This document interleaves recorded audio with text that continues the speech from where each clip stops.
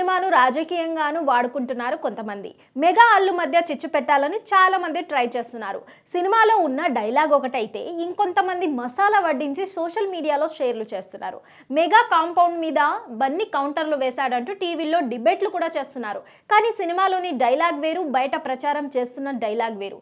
ఇలా fake dialogues తో ప్రచారం చేసే వారికి మైత్రి వారు వార్నింగ్ ఇచ్చారు.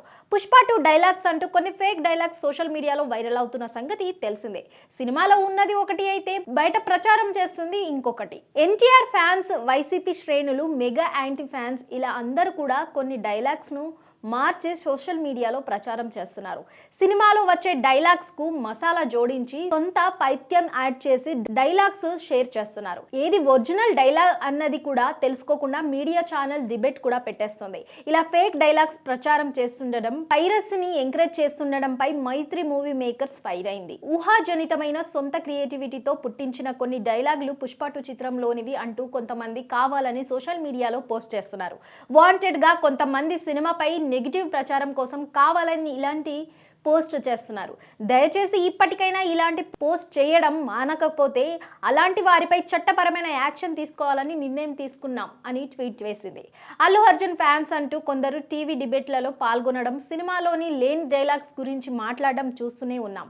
వాటిపై తమకు ఎలాంటి సంబంధం లేదని బన్నీ పిఆర్ టీం క్లారిటీ ఇచ్చింది. అసలు సినిమాలో లేని డైలాగ్స్ ను కావాలనే బయట ప్రచారం చేసి మెగా అల్లు మధ్య మరింత చిచ్చు పెట్టి అగ్గి రాజేయాలని చూస్తున్నారు.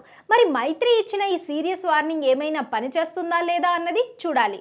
అంతేకాకుండా పుష్ప 2 పైరసీని కూడా అడ్డుకుంటామని స్ట్రాంగ్ వార్నింగ్ ఇచ్చింది. పుష్ప 2 డే 1 లెక్కల్ని మైత్రి అధికారికంగా ప్రకటించిన సంగతి తెలిసిందే. ఒక్క నైజాంలో 30 కోట్లు కొల్లకొట్టిందంట. హిందీ బెల్టులో అయితే ఏకంగా 72 కోట్లు రాబట్టిందని చెప్పుకొచ్చింది. అలా ప్రపంచవ్యాప్తంగా మొదటి రోజు 294 కోట్లు గ్రాస్ కలెక్ట్ చేసిందని ప్రకటించారు. మరి రెండో రోజు ఎంత వసూలు చేస్తుందో చూడాలి. ఎంతవరకు డ్రాప్ అయిందో అని ఇప్పటికే చర్చలు అయితే ప్రారంభమయ్యాయి.